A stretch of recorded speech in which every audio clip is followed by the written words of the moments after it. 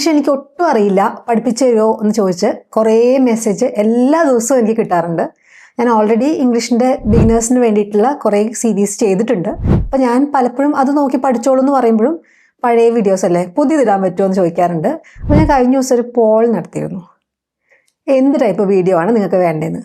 അപ്പോൾ അതിലഗെയിൻ ഏറ്റവും കൂടുതൽ ആൾക്കാർ റിക്വസ്റ്റ് ചെയ്തത് ബിഗിനേഴ്സിന്, തുടക്കക്കാർക്ക് വേണ്ടിയിട്ടുള്ള വീഡിയോസാണ്. കുറച്ച് പേര് അഡ്വാൻസ്ഡ് കോൺവെർസേഷൻസും റിക്വസ്റ്റ് ചെയ്തിരുന്നു. അപ്പോൾ 2 പേർക്കും പറ്റിയ വീഡിയോസ് ഇടാം. ഈ സീരീസ് ഇംഗ്ലീഷ് പഠിച്ചു തുടങ്ങാൻ വേണ്ടി ആഗ്രഹിക്കുന്നവർക്കുള്ളതാണ്. അപ്പോൾ അഡ്വാൻസ്ഡ് ഇംഗ്ലീഷ് പഠിക്കാൻ വേണ്ടിയിട്ടുള്ള സീരീസോ അത് ഞാൻ മെമ്പേഴ്സുള്ള വീഡിയോസ് ആയിട്ടാണ് ഇപ്പോൾ ഇടുന്നത്. അപ്പോൾ ആ കോണ്ടന്റ് ലഭിക്കാൻ വേണ്ടിയിട്ട്, അഡ്വാൻസ്ഡ് ക്ലാസ്സസ് കിട്ടാൻ വേണ്ടിയിട്ട് ജോയിൻ ബട്ടൺ പ്രസ് ചെയ്ത് മെമ്പർഷിപ്പ് എടുക്കാം. അല്ലാതെ തന്നെ ഞാൻ ഇടയ്ക്ക് ഇടാറുണ്ട്. പക്ഷേ ഇപ്പം ഞാൻ ഈ ഒരു സീരീസിൽ ഫോക്കസ് ചെയ്യാൻ പോവുകയാണ് കുറച്ച് കാലത്തേക്ക്. ആദ്യം തന്നെ ഇംഗ്ലീഷ് ഗ്രാമർ എന്ന് പറയുന്നത് ഇംഗ്ലീഷ് ലാംഗ്വേജ് അല്ല. ഗ്രാമർ എന്ന് പറഞ്ഞാൽ എന്താ? എങ്ങനെയാണ് ഇംഗ്ലീഷിലെ വാക്കുകളെ കൂട്ടി വെച്ചിട്ട് മീനിങ് ഫുൾ ആയിട്ടുള്ള, അർത്ഥവത്തായിട്ടുള്ള സെൻറ്റൻസുകൾ ഉണ്ടാക്കുക എന്നുള്ളതിനുള്ള റൂൾസ്, അത് മാത്രമാണ് ഗ്രാമർ. റൂൾസ്, നിയമങ്ങൾ, അതാണ് ഗ്രാമർ. അപ്പോൾ ഈ സീരീസിൽ ഞാൻ ആദ്യം കുറച്ച് ബേസിക് അറിഞ്ഞിരിക്കേണ്ട കാര്യങ്ങൾ ഫസ്റ്റ് പഠിപ്പിക്കാം. സ്ഥിരമായിട്ട് മലയാളത്തിൽ പറഞ്ഞാൽ എങ്ങനെ ഇംഗ്ലീഷ് പഠിക്കാൻ പറ്റുമെന്നൊരു ചോദ്യം വരാറുണ്ട്. അതുകൊണ്ട് ഞാൻ ഇംഗ്ലീഷിലും പറയും, പക്ഷെ അത് എക്സ്പ്ലെയിൻ ചെയ്യുക മലയാളത്തിലായിരിക്കും. ഒരു സെൻറ്റൻസ് ഞാൻ ഇംഗ്ലീഷിൽ പറയുമ്പോൾ നിങ്ങളത് മനസ്സിലാക്കാൻ ശ്രമിക്കുക. അത് ആ ട്രൈ ചെയ്യുമ്പോൾ നിങ്ങൾക്ക് കുറേയും കൂടെ കാര്യങ്ങൾ മെല്ലെ മെല്ലെ മനസ്സിലാവും ഇംഗ്ലീഷിൽ പറയണത്. ഓക്കെ, അപ്പോൾ ഞാൻ എന്തായാലും മലയാളത്തിൽ എക്സ്പ്ലെയിൻ ചെയ്യും. ആദ്യം നൗൺസ്. നൗൺസ് എന്ന് പറഞ്ഞാൽ എന്താ? Nouns can represent things, people or places. Nouns എന്ന് പറഞ്ഞാൽ തിങ്സ്, വസ്തുക്കളാവാം, പീപ്പിൾ, ആളുകളാവാം, പ്ലേസസ്, സ്ഥലങ്ങളാവാം. അപ്പോൾ തിങ്സ് എന്ന് വെച്ചാൽ എന്തൊക്കെയാവാം? വസ്തുക്കൾ. Pen, paper, pencil, car, toys, bottle, എന്ത് വേണേലാവാം. അതുപോലെ തന്നെ നമ്മൾ കൺസിഡർ ചെയ്യേണ്ട വേറെ കുറച്ച് കാര്യങ്ങളുണ്ട്. ഡേയ്സ് അല്ലേ, ഒരു ഡേ, ഒരു ദിവസം, സൺഡേ, മൺഡേ, ഇതൊക്കെ ഈ ഒരു കാറ്റഗറി നമുക്ക് പെടുത്താം. ആളുകൾ എന്തൊക്കെയാ? എന്തൊക്കെ ടൈപ്പ് ആളുകളാണല്ലേ? ഫ്രണ്ട് ഉണ്ടാവും, ടീച്ചർ. ഫ്രണ്ട് എന്ന് വെച്ചാൽ കൂട്ടുകാരൻ അല്ലെങ്കിൽ കൂട്ടുകാരി. ടീച്ചർ നമ്മുടെ അധ്യാപകൻ അല്ലെങ്കിൽ അധ്യാപിക, നമ്മുടെ കൂടെ വർക്ക് ചെയ്യുന്ന ആൾക്കാർ, കൊലീഗ് അല്ലേ, ആര് വേണമെങ്കിലും ആവാം. പ്ലേസസ്, സ്ഥലങ്ങളാവാം. സ്ഥലങ്ങൾ എന്ന് പറഞ്ഞാൽ എന്താ? ഊട്ടിയും കൊടൈക്കനാലും മാത്രമല്ല, ക്ലാസ് റൂം, ഒരു സിറ്റി, കിച്ചൺ, ഇതൊക്കെ സ്ഥലങ്ങളാണ് അല്ലേ. അപ്പോൾ അതൊക്കെയാണ് നൗൺസ്. ഇനി അടുത്തത് നമ്മൾ പഠിക്കേണ്ടത് സബ്ജക്റ്റ് ആണ്. ഇത് വളരെ ഇമ്പോർട്ടൻ്റ് ആണ്. സബ്ജക്റ്റും ഒബ്ജക്റ്റും എന്താണെന്ന് പഠിക്കണം. കാരണം ചില സെൻറ്റൻസുകൾ ഞാൻ ഇത് കഴിഞ്ഞിട്ട് പറഞ്ഞുതരാം. അതിൻ്റെയൊക്കെ ക്വസ്റ്റ്യൻ ഫോം ചെയ്യുമ്പം നമുക്ക് ഈ സബ്ജക്റ്റും ഒബ്ജക്റ്റും അറിഞ്ഞില്ലെങ്കിൽ സെൻറ്റൻസ് കൃത്യമായിട്ട് ഫോം ചെയ്യാൻ പറ്റില്ല. ആദ്യം സബ്ജക്റ്റ് എന്താണെന്ന് പറയാം. The doer of the action in A sentence. ഒരു ആക്ഷൻ അല്ലെങ്കിൽ ഒരു പ്രവൃത്തി ഒരു സെൻറ്റൻസിൽ അതിനെക്കുറിച്ച് പരാമർശിക്കുന്നുണ്ടെങ്കിൽ ആ ആക്ഷൻ ചെയ്യുന്ന ആൾ, ദ ഡൂവർ, ആരാണോ ചെയ്യുന്നത് അയാളാണ് സബ്ജക്റ്റ്. മനസ്സിലായോ? ആരെങ്കിലും എന്തെങ്കിലും ഒരു കാര്യം ചെയ്യുന്നുണ്ടെങ്കിൽ അത് ആരാ ചെയ്യണേ? അയാളാണ് സബ്ജക്റ്റ്. ഒരു ഉദാഹരണം പറഞ്ഞാൽ, the cat chased the mouse. The cat, കാറ്റ് എന്ന് പറഞ്ഞാൽ പൂച്ച. ചേസ്ഡ് എന്ന് വെച്ചാൽ പുറകെ ഇങ്ങനെ ഓടുക, ചേസ് ചെയ്യുക. ദ കാറ്റ് ചേസ്ഡ് ആരെയാണ്? The mouse. ഈ സെൻറ്റൻസിൽ ശ്രദ്ധിച്ചേക്കണേ, ദ സബ്ജക്റ്റ് ഇസ്, സബ്ജക്റ്റ് ആരാണ്? The subject is the cat. ആരാണ് ചേസ് ചെയ്യണേ?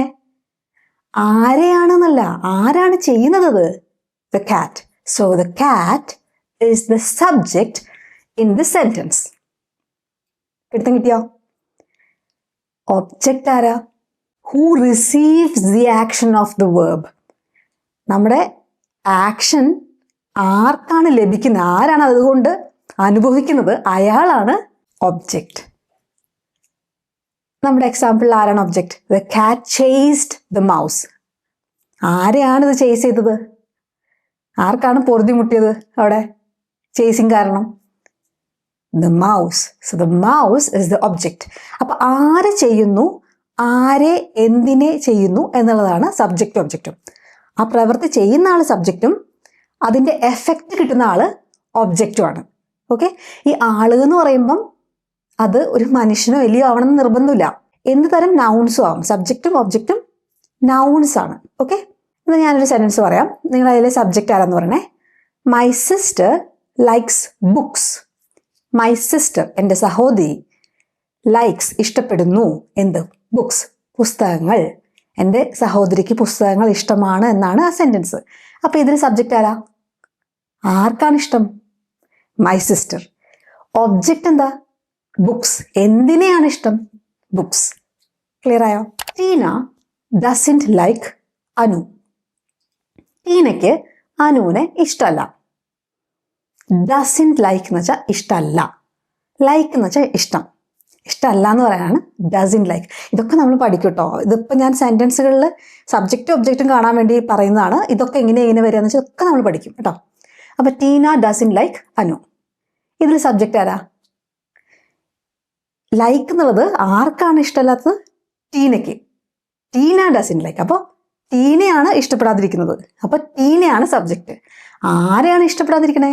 അനുവിനെ. അപ്പോൾ അനുവാണ് ഒബ്ജക്റ്റ്. അത് ക്ലിയർ ആയോ? സബ്ജക്റ്റും ഒബ്ജക്റ്റും ഇമ്പോർട്ടൻ്റ് ആണ് കേട്ടോ. അപ്പോൾ ഇതിൻ്റെ കൂടെ പഠിക്കേണ്ട ഒരു കാര്യമാണ് വേർബ്. വേർബ് എന്ന് വെച്ചാൽ എന്താ? It indicates the action or state of being. എന്ന് വെച്ചാൽ നമ്മൾ എന്തെങ്കിലും ഒരു പ്രവൃത്തി ചെയ്യുന്നുണ്ടെങ്കിൽ ആ സെൻറ്റൻസിൽ ഒരു പ്രവൃത്തി, ഇപ്പോൾ ദ കാറ്റ് ചേസ്ഡ് ദ മൗസിൽ എന്താണ് പ്രവൃത്തി? ചേസ് ചെയ്യാം. അപ്പോൾ വേർബ് എന്ന് പറഞ്ഞാൽ പ്രവൃത്തി. എന്താണ് പ്രവൃത്തി? ചേസ്. ഈ സെൻറ്റൻസിൽ ചേസ്ഡ് പാസ്റ്റ് ടെൻസിൽ ഉപയോഗിക്കുന്ന ഫോമാണ്. അതൊക്കെ നമ്മൾ പഠിക്കും. ജസ്റ്റ് മനസ്സിലാക്കിയാൽ മതി. ഓക്കെ. എന്തിനാണ് നമ്മളിപ്പോൾ പഠിക്കണേന്ന് പറഞ്ഞേ? ഞാൻ പറഞ്ഞുതരാം. The cat chased the mouse. ഈ സെൻറ്റൻസിൽ ആരാണ് മൗസിനെ ചേസ് ചെയ്തതെന്ന് ചോദിക്കണമെങ്കിൽ ഹൂ ചേസ്ഡ് ദ മൗസ്. ആരെയാണ് കാറ്റ് ചേസ് ചെയ്തതെന്ന് പറയണമെങ്കിൽ what did the cat chase. അപ്പോൾ ഇവിടെ നമ്മൾ ഡിഡൊക്കെ യൂസ് ചെയ്യുന്നുണ്ടോ? ഇതൊക്കെയാണ് സബ്ജക്റ്റും ഒബ്ജക്റ്റും മനസ്സിലായാൽ ചെയ്യാൻ പറ്റുന്ന കാര്യങ്ങൾ. ഈ ഡിഡ് എവിടെ യൂസ് ചെയ്യണം, എവിടെ യൂസ് ചെയ്യണ്ട, ഇതൊക്കെ ഞാൻ വിശദമായിട്ട് അടുത്ത ക്ലാസ്സിൽ കവർ ചെയ്യും. ഞാൻ ജസ്റ്റ് പറഞ്ഞത് അത് ഇമ്പോർട്ടൻ്റ് ആണ്. വെറുതെ ഒരു കാര്യത്തിന് വേണ്ടിയിട്ട് സ്റ്റാർട്ടിങ് അങ്ങ് പഠിപ്പിക്കാമെന്ന് വിചാരിച്ചതല്ല. ഇതൊക്കെ ഞാൻ ഇനിയും എവിടെയെങ്കിലുമൊക്കെ അപ്ലൈ ചെയ്യും. അപ്പോൾ ഞാൻ ഓർമ്മിപ്പിക്കാം, വിഷമിക്കേണ്ട. പക്ഷേ ഇത് ഒരു പ്രാവശ്യം ഒന്ന് പഠിച്ചു പോകണം കേട്ടോ. അടുത്തത് ഏറ്റവും ഇമ്പോർട്ടൻ്റ് ആയിട്ടുള്ള, ഇനി ഇംഗ്ലീഷിൽ തെറ്റ് വരാൻ ചാൻസ് ഉള്ളൊരു മേഖലയാണ് പ്രോനൗൺസ്. നമ്മൾ പൊതുവെ ഈ നൗൺസ് യൂസ് ചെയ്യില്ലേ? നൗൺസ് ഇങ്ങനെ ഒരാളുടെ പേരോ അല്ലെങ്കിൽ പൂച്ചയോ അങ്ങനത്തെ കാര്യങ്ങൾ എടുത്തെടുത്ത് പറഞ്ഞുകൊണ്ടിരുന്നാൽ ആ സെൻറ്റൻസിൽ റെപ്പറ്റേറ്റീവ് ആയിട്ട് ഇത് വരും. ഇപ്പോൾ മലയാളത്തിൽ പറയുകയാണെങ്കിൽ എൻ്റെ വീട്ടിലൊരു പൂച്ചയുണ്ട്, പൂച്ചയ്ക്ക് പാലിഷ്ടമാണ്, പൂച്ച രാത്രി എൻ്റെ കൂടെയാണ് ഉറങ്ങാറ്, പൂച്ചയ്ക്ക് പുറത്തു പോകാൻ ഇഷ്ടമാണ്. ഇങ്ങനെ പറയുമോ? ഇല്ലല്ലോ.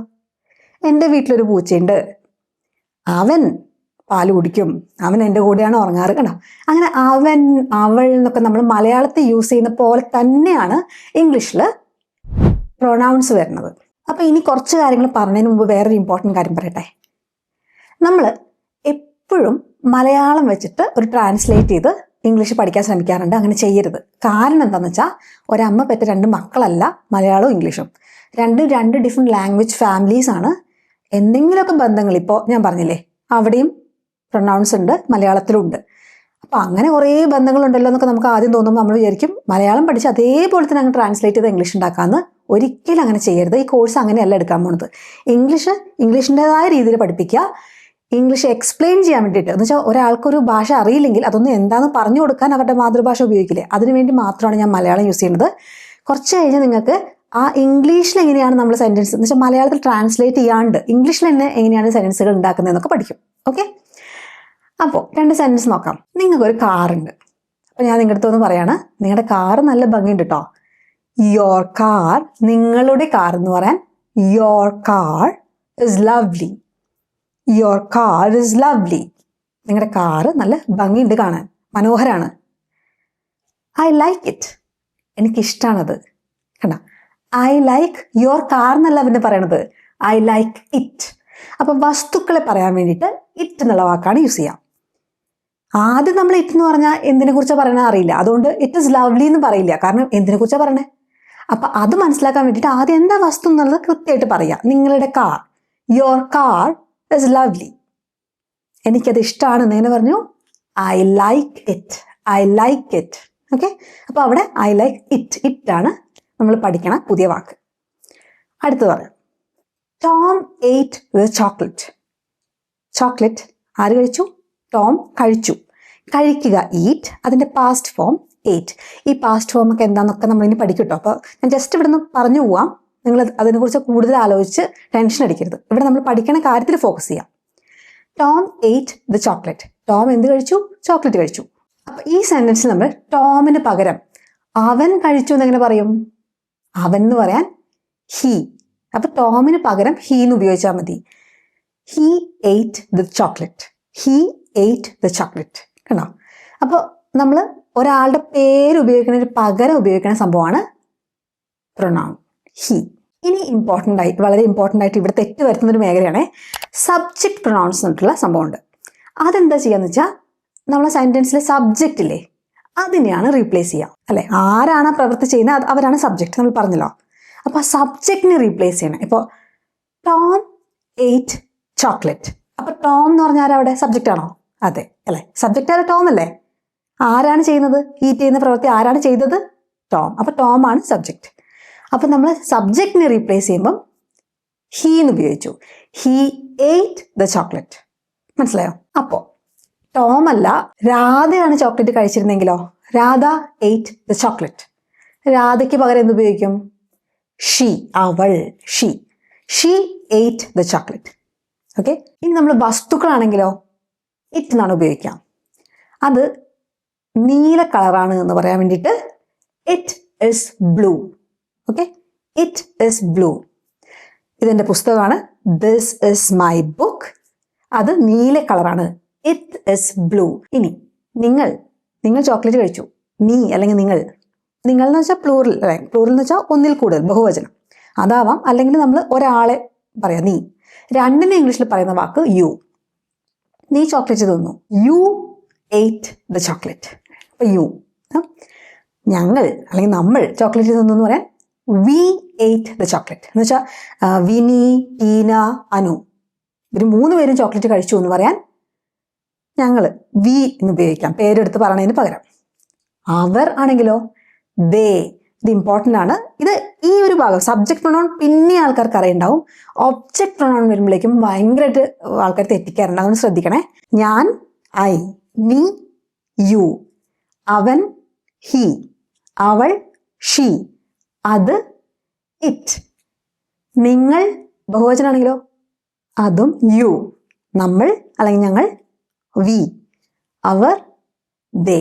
ഓക്കെ, ഇത് ഇംഗ്ലീഷിലും മലയാളത്തിലും ഒരുപോലെയാണ്. അതുകൊണ്ട് ഇതിലധികം ചിന്തിക്കാനില്ല. നമുക്ക് ജസ്റ്റ് അതിനുള്ള തത്തുല്യമായ വാക്കുകൾ പഠിച്ചാൽ മതി. ഓക്കെ, അടുത്തത് ഒബ്ജക്റ്റ് പ്രൊനൗൺസ്.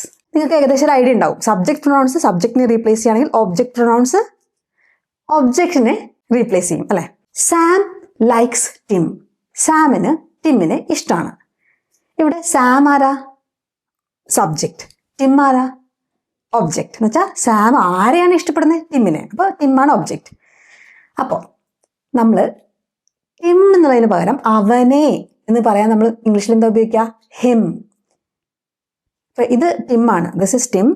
സാമിന് അവനെ ഇഷ്ടമാണ്. Sam likes him. ഹി എന്നല്ല. മനസ്സിലായോ? സബ്ജക്റ്റിൽ ഹി വന്നു, ഒബ്ജക്റ്റിൽ ഹിം. Sam likes him. അവന് എന്നെ ഇഷ്ടമാണെന്ന് പറയണെങ്കിലോ ഹി ലൈക്സ് മീ. അവൻ ഹി. അവന് എന്നൊക്കെ പറയാൻ ഹി തന്നെ പറഞ്ഞാൽ മതി. അവന് എന്നുള്ളതിന് വേറെ വാക്കൊന്നുമില്ല.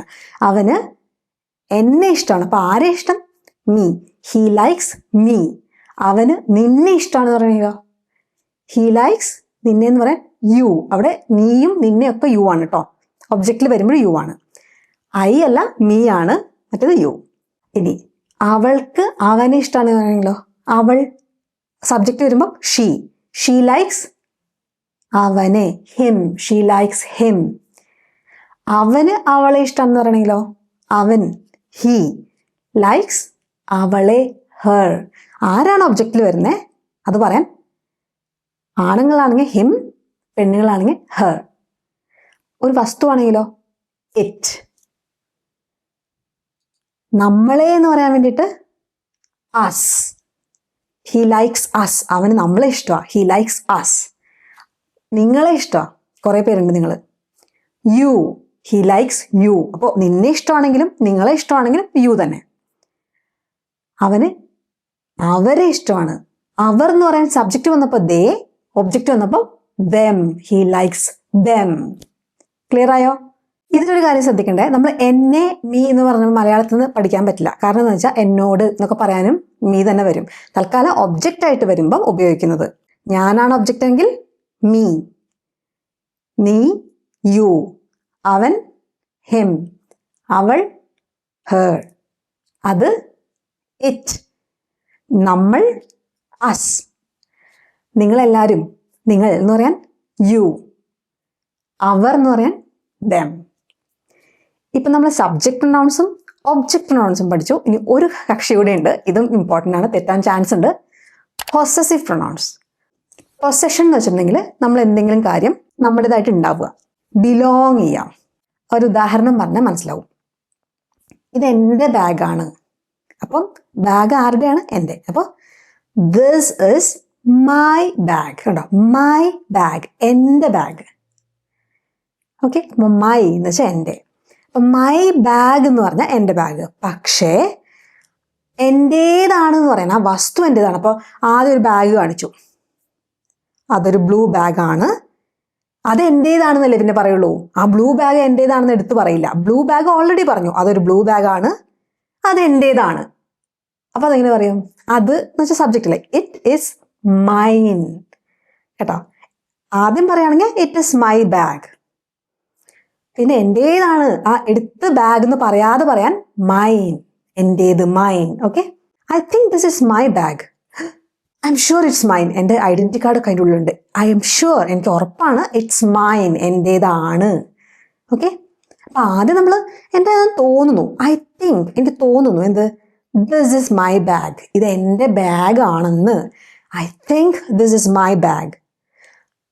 I M sure it's mine. Yes, I'm sure it's mine. എനിക്ക് ഉറപ്പാണ്, ഐ എം ഷുവർ, എനിക്ക് ഷുവർ ആണ് എന്ത്, it's mine. It is mine ആണ്, ഇറ്റ്സ് മൈൻ. തൽക്കാലം മൈനിൽ ഫോക്കസ് ചെയ്യുക. മൈൻ എന്ന് വെച്ചാൽ എൻ്റേത് എന്ന് പറയാൻ വേണ്ടിയിട്ട്. ഓക്കെ, അപ്പോൾ പേരിൻ്റെ അടുത്ത് നമുക്ക് ഒരാളുടേത് എന്ന് പറയാൻ, ഇപ്പം അനുവിൻ്റെ, വിനിയുടെ, രഞ്ജിത്തിൻ്റെ എന്നൊക്കെ പറയാൻ അപ്പോസ്ട്രോഫി എസ് ആണ് ഇടുക. അപ്പോസ്ട്രോഫി എന്ന് വെച്ചാൽ ഒരു മുകളിലൊരു കോമ പോലെ ഇട്ടില്ലേ, അതാണ് അപ്പോസ്ട്രോഫി. Apostrophe S. അപ്പോൾ കബീറിൻ്റെ ബൈക്ക് എന്ന് പറയാൻ വേണ്ടി കബീർസ് ബൈക്ക് ഇങ്ങനെ പറയാം. ഓക്കെ, പക്ഷേ പോസസീവ് പ്രൊനൗൺസിന് അപ്പോസ്ട്രോഫി ഇടാൻ പാടില്ല. ഫോർ എക്സാമ്പിൾ, അത് നിന്റെ ബൈക്കാണ് എന്ന് പറയാൻ വേണ്ടിയിട്ട് ഇറ്റ് ഈസ്, അത് ഇറ്റ് ഈസ് യോർ ബൈക്ക് എന്നേ പറയുള്ളൂ. ഇറ്റ് ഈസ് യോഴ്സ് ബൈക്ക് എന്ന് പറയില്ല. മനസ്സിലായോ? പേരാണെങ്കിൽ അപ്പോസ്ട്രോഫി എസ് ഇടും. യോർ, മൈൻ എന്നൊന്നും പറഞ്ഞിട്ട് അപ്പോസ്ട്രോഫി എസ് ഇടില്ല. ഓക്കെ, അത് ശ്രദ്ധിക്കണം. It is your bike, it is yours bike എന്ന് പറയില്ല. എൻ്റെ ബൈക്ക് മൈ ബൈക്ക്, നിന്റെ ബൈക്ക് യോർ ബൈക്ക്. അതിൻ്റെ കളർ എന്ന് പറയാൻ ഇറ്റ്സ് കളർ. ഇവിടെ ശ്രദ്ധിക്കേണ്ടത് ഇറ്റ് അപ്പോസ്ട്രോഫി എസ് പറയില്ല, ITS എന്ന് മാത്രമേ ഇട്ടുള്ളൂ കേട്ടോ. IT അപ്പോസ്ട്രോഫി എസിൻ്റെ അർത്ഥം വേറെയാണ്, നമ്മൾ പഠിക്കും ഇനി. ഞാൻ പറഞ്ഞില്ലേ, ഇങ്ങനത്തെ നൗൺസിൻ്റെ ഒപ്പം അപ്പോസ്ട്രോഫി ഇടാൻ പാടില്ല. അപ്പോൾ മൈ ബൈക്ക്, യോർ ബൈക്ക്, അവൻ്റെ ഹിസ് ബൈക്ക്, അവളുടെ ഹെർ ബൈക്ക്, നമ്മളുടെ അവർ ബൈക്ക്, നിങ്ങളുടെ യോർ ബൈക്ക്, അവരുടെ their ബൈക്ക്. മനസ്സിലായല്ലോ? ഇനി ഞാൻ പറഞ്ഞില്ലേ, ബൈക്ക് ഉപയോഗിക്കാണ്ട് ഇത് പറയണമെങ്കിൽ എന്താ പറയുക? എൻ്റേത് എന്ന് പറയാൻ വേണ്ടി മൈൻ, ഇറ്റ് ഇസ് മൈൻ അല്ലേ. ഇറ്റ് ഇസ് മൈ ബൈക്ക് എന്ന് പറയുന്നതിന് പകരം ഇറ്റ് ഇസ് മൈൻ, എൻ്റേതാണ്. അപ്പോൾ നിങ്ങളുടേതാണെന്ന് പറയാൻ ഇറ്റ് ഇസ് യോസ്. അവളുടേതാണെന്ന് പറയാൻ ഇറ്റ് ഇസ് ഹേഴ്സ്. അവൻ്റേതാണ് ഇറ്റ് ഇസ് ഹിസസ് എന്ന് പറയരുത്, ഹിസ്. ശ്രദ്ധിക്കണേ, ഹിസ്. നിങ്ങളുടേതാണെന്ന് പറയാൻ വേണ്ടിയിട്ട് ഇറ്റ് ഇസ് യോസ്. നമ്മളുടേതാണ് ഇറ്റ് ഇസ് അവേഴ്സ്. അവരുടേതാണ് ഇറ്റ് ഇസ് theirs. ഇവിടെ ഒന്നും അപ്പോസ്ട്രോഫി ഇടാൻ പാടില്ല. അപ്പോൾ ഹിസ്സോ ഹിമ്മോ യോർ യോസ് ഇതൊക്കെ കൃത്യമായിട്ട് നമുക്ക് പഠിക്കണം. ഓക്കെ, ഇങ്ങനെ കുറച്ച് കാര്യങ്ങൾ ബേസിക്കായിട്ട് നമ്മൾ അണ്ടർസ്റ്റാൻഡ് ചെയ്താലേ നമുക്ക് മുന്നോട്ട് പോകാൻ പറ്റും. ഇനി അടുത്ത പഠിക്കേണ്ട ഇമ്പോർട്ടൻറ്റ് കാര്യം കൗണ്ടബിൾ ആൻഡ് അൺകൗണ്ടബിൾ നൗൺസ് ആണ്. ചില നൗൺസ് നമുക്ക് കൗണ്ട് ചെയ്യാൻ പറ്റും, ചിലത് നമുക്ക് കൗണ്ട് ചെയ്യാൻ പറ്റില്ല. ഈ കൗണ്ട് ചെയ്യാൻ പറ്റാത്തത് നമുക്ക് പ്ലൂറൽ ഫോമിൽ പൊതുവെ നമ്മൾ ഉപയോഗിക്കാൻ പാടില്ല. പ്ലൂറൽ എന്ന് വെച്ചാൽ എസ് ചേർത്തിട്ട് അല്ലേ. മാംഗോ എന്ന് പറഞ്ഞതിൻ്റെ പ്ലൂറൽ അല്ലെങ്കിൽ ബഹുവചനം മാംഗോസ്, അതൊക്കെ എണ്ണാൻ പറ്റുന്നതാണ്. Apple, apples. സ്റ്റുഡൻറ്റ്, വിദ്യാർത്ഥി, സ്റ്റുഡൻസ്. പക്ഷെ എണ്ണാൻ പറ്റാത്തത് പൊതുവെ ഈ വെള്ളം, കോഫി, ഓയിൽ, അങ്ങനെ ലിക്വിഡ് ആയിട്ടുള്ള ഐറ്റംസ് ഒന്നും എണ്ണാൻ പറ്റില്ല. അപ്പോൾ നമ്മൾ കോഫീസ്, വാട്ടേഴ്സ് എന്ന് പൊതുവെ പറയില്ല, 2-3 വെള്ളം ഇരിക്കുന്നു എന്ന് പറയില്ല, അല്ലേ? കൗണ്ട് ചെയ്യാൻ പറ്റില്ല. പക്ഷെ വാട്ടേഴ്സ് എന്നുള്ള രീതിയിൽ വേറൊരു പ്രയോഗം ഉണ്ട് കേട്ടോ. അത് ഈ ഒരു അർത്ഥത്തിലല്ല. അപ്പം നിങ്ങൾ എവിടെയെങ്കിലും ഡീപ്പ് വാട്ടേഴ്സ് എന്നൊക്കെ കേട്ട് കഴിഞ്ഞാൽ അതിൻ്റെ അർത്ഥം വേറെ ഒന്നാണ്. അതിപ്പോൾ ഞാൻ ഇതിൻ്റെ കൂടെ മിക്സ് ചെയ്ത് പഠിപ്പിക്കുന്നില്ല. നിങ്ങൾ ജനറലി പഠിക്കേണ്ട കാര്യം, ഇങ്ങനത്തെ ലിക്വിഡ്സ് എണ്ണാൻ പറ്റില്ല, അൺകൗണ്ടബിൾ, കൗണ്ട് ചെയ്യാൻ പറ്റാത്തതാണ് കേട്ടോ. കൗണ്ട് ചെയ്യാൻ പറ്റാത്തതാണ് എന്താ പ്രശ്നം? കൗണ്ട് ചെയ്യാൻ പറ്റാത്തതിൻ്റെ ഒപ്പം 1, 2 ചേർക്കാൻ പറ്റില്ല. ഒരു കാറൊന്നും ഉപയോഗിക്കാം, ഒരു വെള്ളം ഒന്നും ഉപയോഗിക്കാൻ പറ്റില്ല. ഓക്കെ, അപ്പം നമ്മൾ എന്ത് ഉപയോഗിക്കും? വെള്ളം വേണം. ഒരെണ്ണാണെങ്കിൽ ഒരു എന്താ നമ്മൾ ചോദിക്കണേ? ഒന്നില്ലെങ്കിൽ തുള്ളി വെള്ളം, എ ഡ്രോപ്പ് ഓഫ് വാട്ടർ. ഒരു തുള്ളി എന്ന് പറയാൻ എ ഡ്രോപ്പ് ഓഫ് വാട്ടർ. ഒരു ഗ്ലാസ് വെള്ളം, എ ഗ്ലാസ് ഓഫ് വാട്ടർ. പിന്നെ കോഫി ആണെങ്കിൽ കോഫി, ടീ ആണെങ്കിൽ ടീ. ഓക്കെ, ഒരു കപ്പ് കാപ്പി എന്ന് പറയുകയാണെങ്കിൽ എ കപ്പ് ഓഫ് കോഫി. ഇതുപോലെ എണ്ണാൻ പറ്റാത്ത വേറെ കാര്യങ്ങളുണ്ട്. വെള്ളം മാത്രമല്ല കേട്ടോ, അല്ലെങ്കിൽ ലിക്വിഡ് ആയിട്ടുള്ള കാര്യങ്ങൾ മാത്രമല്ല. പഞ്ചസാര, തരിതരിയായിട്ടുള്ള പഞ്ചസാര, മണൽ ഒന്നും എണ്ണാൻ പറ്റില്ല. അപ്പോൾ ഷുഗർ എങ്ങനെ പറയും? A teaspoon of sugar. അല്ല, എനിക്കൊരു ടീസ്പൂൺ ഷുഗർ വേണം എന്നാ പറയാ, അല്ലേ? അല്ലെങ്കിൽ എന്തെങ്കിലും അങ്ങനെ ഒരു അളവ് വെച്ചിട്ടാണ് നമ്മൾ പറയാ. അരിമണിയാണെങ്കിലോ a grain of rice. Rice എന്ന് പറയരുത്, എ ഗ്രെയിൻ ഓഫ് റൈസ്. ഒരു റെസ്റ്റോറൻറ്റിൽ പോയപ്പം നിങ്ങൾക്ക് ചോറ്, ചൈനീസ് റെസ്റ്റോറൻ്റ് എന്ന് വെച്ചോ, അപ്പോൾ അവർ പറഞ്ഞത് ഇതിൻ്റെ കൂടെ ഒരു റൈസ് കിട്ടും. ഒരു റൈസ് കിട്ടുമെന്ന് പറയാൻ പറ്റില്ല. എങ്ങനെ പറയാം? A bowl of rice. നമ്മളിതിനെ ബൗൾ എന്ന് വിളിക്കും. ബൗൾ അല്ല, bowl. A bowl of rice. Okay, അതുമാതിരി ഇനി ഇംഗ്ലീഷിൽ വിചിത്രമായിട്ട് എണ്ണാൻ പറ്റാത്ത കുറേ കാര്യങ്ങളുണ്ട്. ഫേർണിച്ചർ എണ്ണാൻ പറ്റില്ല കേട്ടോ. കസേര എണ്ണാലോ, പിന്നെന്താ ഫേർണിച്ചർ എണ്ണാൻ പറ്റാത്തത്? ഫേർണിച്ചർ എന്ന് വെച്ചാൽ ഇതിനെല്ലാം കൂടെ കൂടി വിളിക്കുന്ന കസേര, മേശ. അപ്പം അതിനെ ഫേർണിച്ചേഴ്സ് എന്ന് പറയരുത്. അപ്പം എങ്ങനെ പറയും? എനിക്കൊരു നല്ല എന്തെങ്കിലും മേശയോ കട്ടിലോ കസേര എന്തെങ്കിലും വാങ്ങിക്കണം. അതിന് വേണ്ടി നമ്മളിപ്പോൾ ഒരു ഷോപ്പിലേക്ക് പോവുക. അപ്പോൾ നമ്മൾ എന്ത് പറയും? എനിക്ക് എന്താ വാങ്ങിക്കണ്ടേ? A piece of furniture, a piece of furniture. അതുപോലെ തന്നെ വിവരം, ഇൻഫർമേഷൻ. വിവരം എന്ന് വെച്ചാൽ ബോധത്തിൻ്റെ വിവരമല്ല, എന്തെങ്കിലും ഒരു വിവരം നമ്മൾ അറിയിക്കുക എന്നൊക്കെ പറയില്ലേ, ഇൻഫർമേഷൻ. അതും ഇൻഫർമേഷൻസ് എന്ന് പറയരുത്.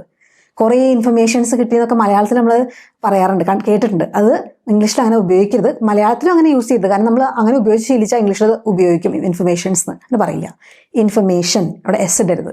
അപ്പോൾ എങ്ങനെ പറയും? എനിക്കൊരു വിവരം കിട്ടിയിട്ടുണ്ടെന്ന്. A piece of information. ഇൻഫർമേഷൻ്റെ ഒരു കഷ്ണം എന്നുള്ള അർത്ഥത്തിൽ എ പീസ് ഓഫ് ഇൻഫർമേഷൻ. അതുപോലെ ന്യൂസിന് അവിടെ ഒരു എസ് ഉള്ളതുകൊണ്ട് അത് പ്ലൂരലാണെന്ന് വിചാരിക്കരുത്, അൺകൗണ്ടബിൾ ആണ്. അപ്പം എങ്ങനെ പറയും? A piece of news. ഒരു വാർത്ത അറിഞ്ഞിട്ടുണ്ട് നമ്മൾ പറയില്ലേ, ഐ ഹേർഡ് എ ന്യൂസ് എന്ന് പറയരുത്, എ പീസ് ഓഫ് ന്യൂസ് എന്നാ പറയാം. അതുപോലെ തന്നെ ഉപദേശം, വേറെ ടിപ്പിക്കലി തെറ്റിക്കണ സംഭവങ്ങളാണ്.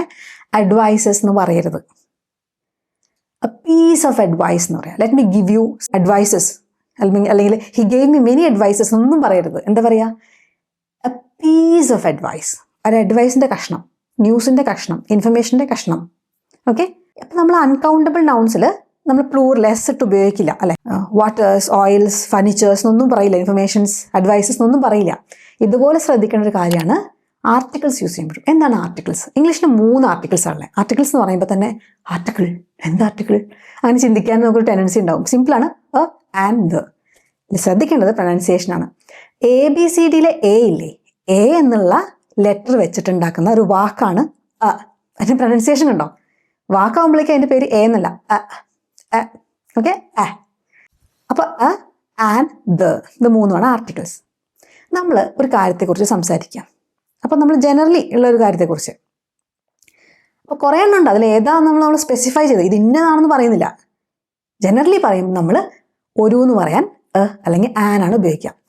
നിങ്ങളുടെ ഗാർഡനിൽ ഞാനൊരു എലീനെ കണ്ടു. I so A rat in your garden. I so A rat, ഒരു എലീനെ. ഏത് എലിയാന്ന് വെച്ചാൽ എനിക്കറിയില്ല, ഏതൊരു എലി അല്ലേ. അപ്പോൾ ഒരു എലി എന്ന് പറഞ്ഞാൽ മലയാളത്തിൽ തന്നെ ഉള്ള അർത്ഥമില്ലേ, അത് തന്നെയാണ് ഇംഗ്ലീഷിലും വരുന്നത്. ഒരു എലി, ഏതോ ഒരു എലി. I so A rat in your garden. Okay, അതിൽ എ റാറ്റ്, അതാണ് ശ്രദ്ധിക്കേണ്ടത്. ഏത് റാറ്റാന്ന് വെച്ചാൽ എനിക്കറിയില്ല, അതുകൊണ്ടാണ് എ റാറ്റ്. അപ്പോൾ നീ വീട്ടിലിങ്ങനെ ഇരിക്കുമ്പോൾ നിങ്ങളുടെ ഫ്രണ്ട് ചോദിക്കുക, എന്താ വേണ്ട കഴിക്കാൻ? എനിക്കൊരു ഓറഞ്ച് മതി. ഏത് ഓറഞ്ച് ആണെങ്കിലും പ്രശ്നമില്ല അല്ലേ. അപ്പോൾ ഐഡ് ലൈക്ക് ആൻ ഓറഞ്ച്. ഇത് ഐഡ് ലൈക്ക് നിങ്ങൾ ശ്രദ്ധിക്കേണ്ട, ഫോക്കസ് ചെയ്യേണ്ടത് ആൻ ഓറഞ്ച്. അവിടെ എന്താ വരാതിരുന്നേ? ശ്രദ്ധിക്കണം, നമ്മൾ ശബ്ദം നോക്കണം. ഈ നൗൺസിൻ്റെ ശബ്ദം ഓറഞ്ച്, ഓ വെച്ചിട്ടില്ല തുടങ്ങണേ. ആപ്പിൾ, ആ വെച്ചിട്ടില്ല തുടങ്ങണേ. അപ്പോൾ ആ, ഓ, ഉ, ഇ, എ. ഈ സൗണ്ടുകളിൽ തുടങ്ങുന്ന ഓരോന്ന് വെച്ച് കാര്യങ്ങൾ പറയാൻ ആന്ന് വെച്ചിട്ടാണ് പറയാം. അപ്പോൾ പ്രത്യേകം ശ്രദ്ധിക്കേണ്ടത്, എനിക്ക് ഓറഞ്ചസ് ഇഷ്ടമാണ് എന്ന് പറയാൻ ഐ ലവ് ആൻ ഓറഞ്ചസ് എന്ന് പറയരുത്. ഒരു എന്ന് പറയാനാണ് അല്ലെങ്കിൽ ആൻ. ഒരു ഓറഞ്ചുകൾ എന്ന് പറയില്ലല്ലോ. അതേപോലെ തന്നെ നമ്മൾ ഓറഞ്ചസിന് മുമ്പ് അല്ലെങ്കിൽ ആൻ ഇടില്ല. മനസ്സിലായോ? ഇനി എന്താ ചെയ്യുക? ആർട്ടിക്കിൾ വേണ്ട അവിടെ. പ്ലൂറലിൻ്റെ കൂടെ ആർട്ടിക്കിൾ വേണ്ട. ഇപ്പം എനിക്ക് ഓറഞ്ചസ് ഇഷ്ടമാണെന്ന് പറയാൻ ഐ ലവ് ഓറഞ്ചസ് എന്ന് മതി. എനിക്ക് പൂച്ച ഇഷ്ടമാണ്, നമ്മൾ മലയാളത്തിൽ പൂച്ച ഇഷ്ടമാണെന്ന് പറയും, പക്ഷേ ഇംഗ്ലീഷിൽ പ്ലൂറൽ ഉപയോഗിക്കണേ I love cats, I love cats. അതുപോലെ എനിക്ക് വെള്ളം വേണം എന്ന് പറയാൻ എന്താ ഉപയോഗിക്കുക? അല്ലെങ്കിൽ ആൻ വേണ്ട, അൺകൗണ്ടബിളാണ്. കൗണ്ട് ചെയ്യാൻ പറ്റിയാലേ നമുക്ക് ഒന്ന് അല്ലെങ്കിൽ ഒരു എന്നൊക്കെ പറയാൻ പറ്റുള്ളൂ. ഐ നീഡ് എ വാട്ടർ എന്ന് പറയരുത്, ഐ നീഡ് വാട്ടർ അത് മതി. എനിക്ക് വെള്ളം വേണം, ഐ നീഡ് വാട്ടർ. അപ്പോൾ ഇനി മൂന്നാമത്തെ ഒരു ആർട്ടിക്കിൾ കൂടി ഉണ്ട്, ദ. അതെവിടെ ഉപയോഗിക്കാം? നമുക്ക് ഏത് വസ്തുവിനെ കുറിച്ച് പറയണത് അത് അറിയാമെങ്കിൽ നമുക്ക് ദ ഉപയോഗിക്കാം. ആ ചുവന്ന പേനയില്ല, അതൊന്ന് തരുമോ? ഏത് പേന? നമുക്കറിയാം, ആ ഇരിക്കുന്ന ചുവന്ന പേന. അപ്പോൾ can you pass me the red pen? ആ ചുവന്ന പേന ഒന്നും കൂടെ എനിക്ക് നീക്കി തരുമോ? Can you pass me the red pen? A red pen എന്ന് പറഞ്ഞാലോ? Can you pass me A red pen എന്ന് പറഞ്ഞാലോ? ഏതെങ്കിലും ഒരു ചുവന്ന പേന എടുത്ത് തന്നാൽ മതി. പക്ഷെ ആ ഇരിക്കുന്ന അവിടെ ഒരു റെഡ് പെൻ ഉള്ളൂ എന്ന് വിചാരിക്കുക. അപ്പോൾ നമ്മൾ പറയില്ല, ആ റെഡ് പെൻ അങ്ങ് എടുത്ത് തരുമോ? Can you pass me the red pen? മനസ്സിലായോ? അല്ലെങ്കിൽ ഞാൻ പറയാണ്, ഞാൻ സ്റ്റോറിൽ പോവാണ്, I am going to the store എന്ന് നിങ്ങളടുത്ത് പറയാം. ഐ എം ഗോയിങ്, ഞാൻ പോവുകയാണ് ഇങ്ങോട്ട്, ടു ദ സ്റ്റോർ. ഏത് സ്റ്റോർ? നമ്മുടെ അവിടെയൊക്കെ നമ്മൾ സ്ഥിരമായി പോകുന്ന സ്റ്റോർ ഉണ്ടാവുമായിരിക്കും. അല്ലെങ്കിൽ രാവിലെ ഞാൻ പറഞ്ഞിട്ടുണ്ടാവും, ഞാൻ ഇന്ന് സ്റ്റോറിൽ പോയേ, എനിക്ക് മൊബൈലൊന്ന് ശരിയാക്കാനുണ്ട്, അപ്പോൾ സ്റ്റോറിലൊന്ന് പോവുക വഴിക്ക്. അപ്പം നമുക്കറിയാം ഏത് സ്റ്റോറാന്ന്. അങ്ങനെ നമുക്ക് രണ്ടുപേർക്കും, പറയുന്ന രണ്ടുപേർക്കും അറിയാമെങ്കിൽ ദ വെച്ച് ഉപയോഗിക്കാം. I am going to the store. ഏത് സ്റ്റോറാണെന്ന് അറിയില്ല, ഏതെങ്കിലും ഒരു സ്റ്റോർ ആണെങ്കിൽ എ സ്റ്റോർ. മനസ്സിലായോ? അതാണ് ഇമ്പോർട്ടൻറ്റ്. ദ എന്ന് പറയുമ്പോൾ ഏറ്റവും കൂടുതൽ ഇമ്പോർട്ടൻ്റ് ആയിട്ട് ശ്രദ്ധിക്കേണ്ടതാണ്. ഇതിൻ്റെ ഒപ്പം പറഞ്ഞു പോകേണ്ട വേറൊരു ഇമ്പോർട്ടൻറ്റ് കാര്യം എന്ന് വെച്ചാൽ, ഇതൊക്കെ കോമൺ മിസ്റ്റേക്സ് ആണേ. ഞാൻ നേരത്തെ പറഞ്ഞില്ലേ, ഇത് എന്ന് പറയാൻ ഇറ്റ് എന്നാണ് ഉപയോഗിക്കാന്ന്. പക്ഷേ ഒരു വസ്തു നമ്മൾ അടുത്തിരിക്കുകയാണെങ്കിൽ അതിന് നമ്മൾ ദിസ് എന്നുള്ള വാക്ക് ഉപയോഗിക്കും. ഈ കാർ, ഈ ആ വ്യത്യാസം. ഈ എന്ന് പറയാൻ നമ്മൾ അടുത്തിരിക്കുന്നത്. ഈ കാർ എന്ന് പറയാൻ ദിസ് കാർ. ആ കാർ എന്ന് പറയാൻ ദാറ്റ് കാർ. ആദ്യം ഒരു തവണ നമ്മൾ ദിസ് കാർന്നോ അല്ലെങ്കിൽ ദാറ്റ് കാർന്നോ പറഞ്ഞ ശേഷം പിന്നീട് നമ്മൾ അതിനെക്കുറിച്ച് പറയുമ്പം ദിസും ദാറ്റൊന്നും ഉപയോഗിക്കണ്ട, ഇറ്റ് മാത്രം ഉപയോഗിച്ചാൽ മതി. മനസ്സിലായോ? This is my car. ഇതാണ് എൻ്റെ car. This is my car. It is blue. കേട്ടോ? പിന്നെ നമ്മൾ ദിസ് കാർ ഇസ് ബ്ലൂ എന്ന് പറയണ്ട, ഇറ്റ്, പിന്നെ ഇറ്റ് ഉപയോഗിച്ചാൽ മതി. ഓക്കെ? അല്ലെങ്കിൽ അവിടെ കിടക്കണുണ്ടോ, ദാറ്റ് ഈസ് മൈ കാർ. അതാണ് എൻ്റെ കാർ. ഇറ്റ് ഈസ് ബ്ലൂ, പിന്നെ ഇറ്റ് ഉപയോഗിച്ചാൽ മതി. പിന്നെ ദാറ്റ് കാർ എന്ന് ഉപയോഗിക്കണം, അല്ലെങ്കിൽ ദാറ്റ് ഈസ് ബ്ലൂ എന്ന് പറയണ്ട. മനസ്സിലായോ? ഒരിക്കൽ ദിസും ദാറ്റ് ഉപയോഗിച്ചാൽ പിന്നെ നമ്മൾ അതിനെക്കുറിച്ച് പറയാൻ ഇറ്റ് ഉപയോഗിച്ചാൽ മതി. ക്ലിയർ ആയോ? അപ്പോൾ രണ്ട് കാര്യങ്ങളാണ്. ഒന്ന്, ദിസ് എന്ന് വെച്ചാൽ അടുത്തിരിക്കുന്നത്, ദാറ്റ് എന്ന് വെച്ചാൽ അകലെയുള്ളത്. പിന്നെ ദിസോ ദാറ്റോ കഴിഞ്ഞ് പിന്നീട് നമ്മൾ അതിനെക്കുറിച്ച് പറയുമ്പോൾ ഇറ്റ് ഉപയോഗിച്ചാൽ മതി. അടുത്തൊരു ഇമ്പോർട്ടൻറ്റ് കാര്യം, ദിസ് എന്ന് വെച്ചാൽ ഇത്. കുറേ എണ്ണം ഉണ്ടെങ്കിൽ ദീസ് എന്ന് ഉപയോഗിക്കാം. ദൂരെ ഇരിക്കുന്നത് ദാറ്റ്, അത്. അവ എന്ന് പറയാൻ വേണ്ടി ദോസ്. അത് ശ്രദ്ധിക്കണേ. ഇനി ദിസിനും ദാറ്റിനും പകരം നമ്മൾ ഇറ്റ് ഉപയോഗിച്ച മാതിരി ദീസിനും ദോസും പകരം നമ്മൾ ഉപയോഗിക്കുക ദേ. മനസ്സിലായോ? ആദ്യം നമ്മൾ ദിസ് കാർ, കുറേ കാറുകൾ ഉണ്ടെങ്കിലോ ദീസ് കാർസ്, ഈ കാറുകൾ. ആ കാറാണെങ്കിലോ ദാറ്റ് കാർ. ആ കാറുകൾ ആണെങ്കിൽ ദോസ് കാർസ്. ഇത് രണ്ടും കഴിഞ്ഞാൽ പിന്നെ എന്താ പറയാ? ഈ കാറുകൾ എൻ്റേതാണ്, ദീസ് ആർ മൈൻ. അവ എൻ്റേതാണ്, ദോസ് ആർ മൈൻ. അങ്ങനെ ഉപയോഗിക്കാം. ഇനി ദീസിനും ദാറ്റിനും പകരം ഉപയോഗിക്കാൻ പറ്റുന്ന ഒരു സംഭവമാണ് they. They are mine, they are mine. Okay? They ആളുകൾക്ക് മാത്രമല്ല, അവർ എന്ന് പറയാൻ ദേ ഉപയോഗിച്ചില്ലേ, അവർക്ക്. അതിന് മാത്രമല്ല നമുക്ക് ദേ ഉപയോഗിക്കാം. വസ്തുക്കൾ ദേ എന്ന് ഉപയോഗിക്കാം കേട്ടോ. അപ്പോൾ ഇത് ഞാനൊരു ലെവൽ സെറ്റ് ചെയ്യാൻ വേണ്ടിയിട്ട് ഈ പഠിപ്പിക്കുമ്പോൾ കുറച്ച് കാര്യങ്ങൾ അറിയണം. അതിന് വേണ്ടിയിട്ട് ഒരു ബേസിക് ലെസൺ എടുത്താണ്. ഇനി ഒരു കാര്യമുള്ളത് വേർഡ് ഓർഡർ ആണ്. എന്ന് വെച്ചാൽ ഞാൻ പറഞ്ഞില്ലേ, ഗ്രാമറിൽ എന്ന് വെച്ചാൽ നമ്മൾ ഈ ഇംഗ്ലീഷിലെ വാക്കുകൾ എങ്ങനെ ഇട്ടിട്ടാണ് ഒരു സെൻറ്റൻസ് മീനിങ് ഉണ്ടാക്കുക എന്നുള്ളത് പറയുന്ന റൂൾസാണ് ഗ്രാമർ. ഇതിൽ ഇമ്പോർട്ടൻ്റ് ആയിട്ട് അടുത്ത കാര്യം പഠിക്കേണ്ടത്, നമ്മൾ ആദ്യം സബ്ജക്റ്റ് പറയും, അത് കഴിഞ്ഞിട്ട് വേർബ് പറയും, അത് കഴിഞ്ഞിട്ട് ഒബ്ജക്റ്റും ബാക്കി ഡീറ്റെയിൽസുമാണ് പൊതുവെ ഒരു സെൻറ്റൻസിൽ പറയാം. Subject, verb, object. ഇതിൽ ആഡ്വേർബ്സും കാര്യങ്ങളൊക്കെ വരുമ്പോൾ കുറച്ച് അവിടെ ഇവിടെയൊക്കെ നമ്മൾ ചില ആൾക്കാർ ആഡ് ചെയ്യും. അതൊക്കെ ഞാൻ പറഞ്ഞുതരാം അടുത്ത ക്ലാസ്സുകളിൽ. പക്ഷേ ഈ ബേസിക് ഓർഡറാണ് നമ്മൾ ഇംഗ്ലീഷ് സെൻറ്റൻസ് ഒരു ഇങ്ങനെയാണ് എന്ന് പറയുന്ന സെൻറ്റൻസ് ക്രിയേറ്റ് ചെയ്യുമ്പോൾ, അല്ലെങ്കിൽ ഇങ്ങനെയല്ല എന്ന് പറയുന്ന സെൻറ്റൻസുകളൊക്കെ ഉണ്ടാക്കുമ്പോൾ ഉപയോഗിക്കുക. പക്ഷേ ചോദ്യങ്ങൾ ചോദിക്കുമ്പം ഓർഡറൊക്കെ ഒത്തിരി മാറും. അത് ഞാൻ അപ്പോൾ ചോദ്യങ്ങൾ ഉണ്ടാക്കുന്നത് പഠിപ്പിക്കുമ്പോൾ പറഞ്ഞുതരാം. അപ്പോൾ ഇന്നത്തെ ക്ലാസ് വളരെ ബേസിക് ആയിട്ടുള്ള കാര്യങ്ങൾ പഠിപ്പിക്കുന്നതാണ്. നിങ്ങൾക്ക് ക്ലാസ് ഇഷ്ടപ്പെട്ടിട്ടുണ്ടെങ്കിൽ എൻ്റെ അടുത്ത് പറയുക. ഹോംവർക്ക് ഉണ്ട് കേട്ടോ. ആദ്യത്തെ ചോദ്യം, സേറ ടോട്ട് ലിയാം. സേറ ലിയാമിനെ എന്താ ചെയ്തത്? പഠിപ്പിച്ചു. ടീച്ച് എന്ന് വെച്ചാൽ പഠിപ്പിക്കുക, ടോട്ട് എന്ന് വെച്ചാൽ പഠിപ്പിച്ചു. നന്നായി പഠിപ്പിച്ചു എന്ന് പറയാൻ വെൽ എന്നുള്ള വാക്കാണ് യൂസ് ചെയ്യുക. അപ്പോൾ അത് നമുക്ക് പഠിക്കേണ്ട, അടുത്ത ക്ലാസ്സുകളിൽ വരും. അപ്പോൾ സേറ ടോട്ട് ലിയാം. ഇതിൽ സബ്ജക്റ്റ് ഏതാണ്, ഒബ്ജക്റ്റ് ഏതാണ്, വേർബ് ഏതാണ്, അതാണ് നിങ്ങൾ ആദ്യം എഴുതേണ്ടത്. അപ്പോൾ സേറ എന്ന് പറയുന്നത് ഒരു പെൺകുട്ടിയാണ് കേട്ടോ, ടീച്ചറാണ്, അധ്യാപികയാണ്. ലിയാം എന്ന് പറയുന്നത് ഒരു ആൺകുട്ടിയാണ്. ഇനി ഇതിനെ സേറയ്ക്ക് പകരം നിങ്ങൾ എന്താ ഉപയോഗിക്കുക?